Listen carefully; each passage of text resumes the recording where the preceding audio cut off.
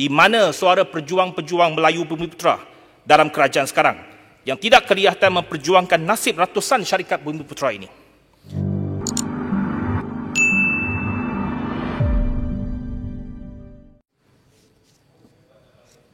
Terima kasih, Datuk Ketua. Terlebih dahulu saya ingin merakamkan ucapan takziah kepada keluarga mendiang Yang Berhormat Kerik Datuk Hasbullah Osman yang telah meninggal dunia pada petang semalam.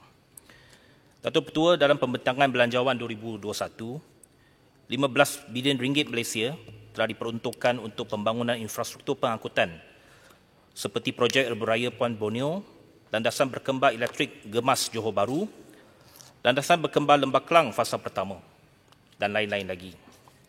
Selain projek RTS di antara Johor Bahru ke Singapura, projek-projek yang dinyatakan adalah projek sedia ada yang sedang pun dilaksanakan.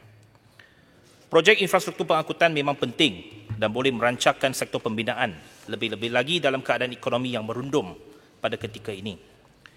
Namun saya amat tidak faham rasional keputusan Kerajaan Perikatan Nasional untuk membatalkan kontrak projek menaik taraf landasan berkembang Lembah Kelang Fasa 2 dengan syarikat Daya Maju LTAT pada bulan Ogos lalu. Padahal projek tersebut telah pun dilaksanakan sehingga status 24%. Keputusan pembatalan ini sudah tentunya mendedahkan kerajaan kepada implikasi perundangan yang sangat besar dan kemungkinan pampasan yang perlu dibayar mencecah lebih daripada 1 bilion ringgit. Apakah anggaran pampasan ini telah diperuntukkan oleh Kementerian Kewangan dalam belanjawan 2021? Menteri Pengangkutan Yang Berhormat Air Hitam memberikan justifikasi bahawa projek ini perlu ditender semula. Kononnya disebabkan projek ini dianugerahkan secara rundingan terus oleh Kerajaan Pakatan Harapan dengan kos yang tinggi pada 4.4 bilion ringgit. Namun beliau secara sengaja melupakan fakta bahawa projek ini telah diluluskan oleh mantan presidennya, Datuk Seri Leong Tiong Lai, sebelum pun PRU 14 pada kos 5.2 bilion ringgit secara rundingan terus, dan semasa memorandum jemaah menteri untuk projek ini diluluskan oleh Kabinet pada ketika itu, Yang Berhormat Air Hitam juga merupakan sebahagian daripada anggota Kabinet tersebut.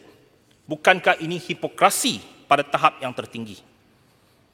Saya nak mendedahkan satu kenyataan daripada Ketua Pegawai Eksekutif Syarikat Daya Maju LDAT, iaitu Datuk Muhammad Raziq bin Muhammad Hussein Marika, melalui affidavit sokongan beliau yang difailkan di Mahkamah Tinggi Kuala Lumpur pada 27 Oktober 2020 untuk menyokong permohonan injangsi untuk memberhentikan pembatalan tersebut. Datuk Ketua, ini merupakan satu affidavit yang telah difailkan di antara plaintiff Daya Maju LTAT Sdn Bhd dengan 4 defendant, iaitu Kerajaan Malaysia, yang kedua Wee Ka Siong, yang ketiga Opus Consultants Sdn Bhd, keempat Kereta Api Tanah Melayu Berhad KTMB. Dengan izin saya membaca kenyataan tersebut.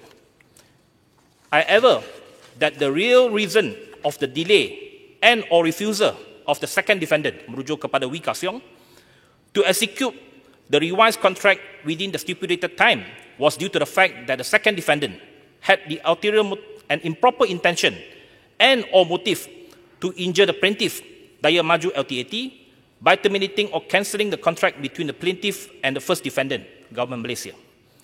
On or about 14th of April 2020, the plaintiff had a meeting with the second defendant. In this meeting, the plaintiff was asked to subcontract the whole project to a China company. After the plaintiff declined to do so, the meeting ended. Yes, Kota Raja. Ya, Seremban tentu sedar bahawa Daya Maju itu di antara pelaburan besarnya daripada LTAT, Lembaga Tabung Angkatan Tentera. Lembaga Tabung Angkatan Tentera kita tahu hadapi masalah dan sedikit boleh membantu Lembaga Tabung Angkatan Tentera, di mana pencarum ialah tentera daripada sahamnya dalam Daya Maju ini. Dengan membatalkan kontrak ini, apakah kerajaan sekarang tidak peka kepada tentera, terutama tabung Angkatan Tentera yang ada dan melabur dalam syarikat itu? Minta beri pandangan. Terima kasih, Bapak Kota Raja. Memang mereka tidak peka seperti Yang Berhormat Kota Raja. Semasa dalam Kabinet dahulu, saya masih ingat Yang Berhormat Kota Raja selalu mengatakan bahawa apapun keputusan yang melibatkan LTAT, kita mesti menjaga kebajikan dan kepentingan LTAT kerana mereka adalah institusi yang menjaga veteran-veteran tentera kita. Tetapi seolah-olah sekarang ini mereka ini tidak diambil kira. Dan tuduhan yang telah dilakukan ini merupakan satu perkara yang sangat serius terhadap Menteri Pengangkutan sekarang. Datuk Petua, ini bukan surat layang. Ini bukan tuduhan melalui WhatsApp, tetapi affidavit bersumpah yang telah difailkan di Mahkamah Tinggi Kuala Lumpur pada 27 Oktober yang lalu. Apakah benar bahawa kontrak syarikat ini dibatalkan kerana syarikat tersebut tidak memenuhi permintaan daripada Menteri Pengangkutan? Sekiranya tuduhan seperti ini dilemparkan terhadap mana-mana menteri dari DAP ataupun saya semasa saya menjadi Menteri Pengangkutan, sudah tentu satu Malaysia rio rendah dan kami dilabelkan sebagai menjual kepentingan negara kepada China dan memangsakan kontraktor Bumiputra. Keputusan pembatalan yang tidak berasas ini akan menyebabkan 8,512 pekerja hilang pekerjaan dan memberikan kesan negatif kepada 261 syarikat pembekal dan subkontraktor yang kebanyakannya terdiri daripada syarikat Bumiputra. Malah, Persatuan Kontraktor Bumiputra Malaysia telah menulis satu surat panjang kepada Menteri Pengangkutan dan Menteri Kewangan untuk merayu supaya projek ini diteruskan.